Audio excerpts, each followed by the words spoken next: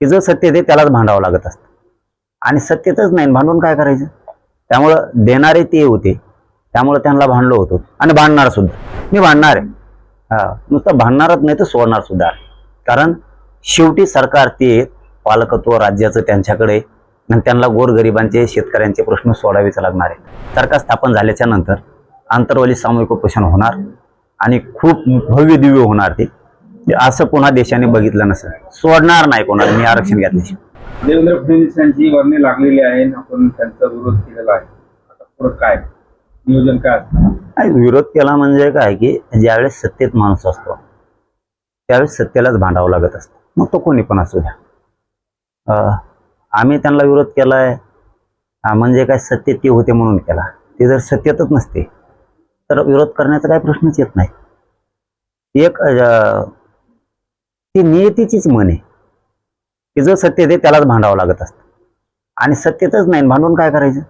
त्यामुळं देणारे ते होते, त्यामुळे त्यांना भांडलो होतो आणि भांडणार सुद्धा. कारण माझ्या गोरगरीब मराठ्यांच्या लेकरांच्या आयुष्याचा प्रश्न आहे आरक्षणाचा.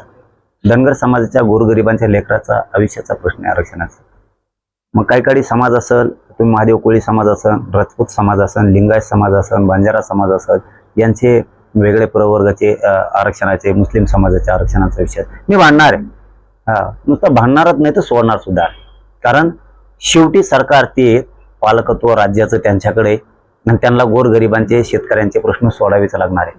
हे बघा, वैचारिक मतभेद वेगळे, राजकारणाचे मतभेद वेगळे, परंतु मराठ्यांच्या लेकराच्या आयुष्याचे प्रश्न आहेत, हे विषय वेगळा आहे. त्यामुळे सोडणार मी कोणालाच नाही, कोणी पण बसू दे. पाटील, त्यांची 5 तारीख ठरलेली आहे. तुमची आता उपोषणाची तारीख काय असणार? सरकार स्थापन झाल्याच्या नंतर आपण डिक्लेअर करणार आहे सामूहिक आमरण उपोषणाची.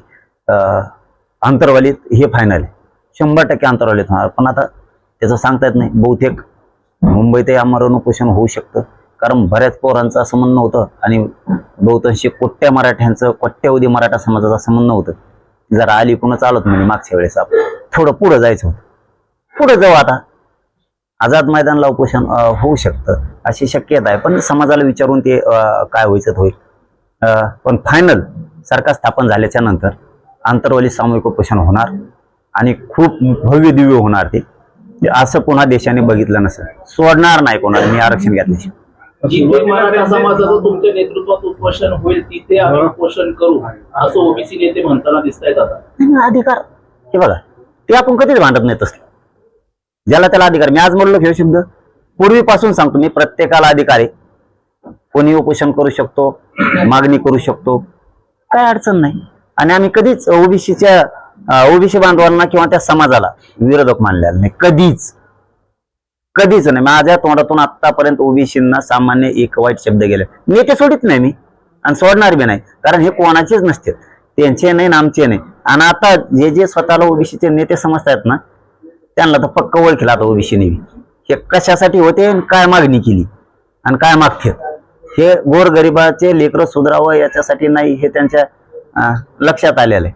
आणि आम्हाला विरोध काय 2-3च नेत्याचा आहे, 2-3च नेते तेवढेच. समाजाचा नाही ना, धनगर समाजाचा आम्हाला विरोध आहे, समाज म्हणलो आम्ही ना. आम्हाला छोट्या म्हणजे गोरगरीब सामान्य माळी समाजाचा आहे ना, मला 18 पगड जातींचा आहे ना, 12 बलुतेदारांचा आहे ना, ओबीसीचा आहे. हे थोडेफार नेते ते असतात. आमचे आहेत ना 2-4, त्यांना काय नाव ठेवा. आज लेकराच्या बाजूने बोललं पाहिजे मराठ्याच्या लोकांना. गोरगरीब मराठ्यांच्या लेकराच्या बाजूने बोललं पाहिजे. पण आमचे 5-7 जण असे ते आम्हालाच विरोध करतात. त्यांना आयुष्यात काय करता आलं नाही, समाजासाठी मी करतो.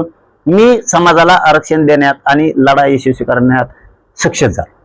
आणि मी काय खपाना भाऊ, त्यांना खपत नाही, पचत नाही, मायाच मागा लागलेत.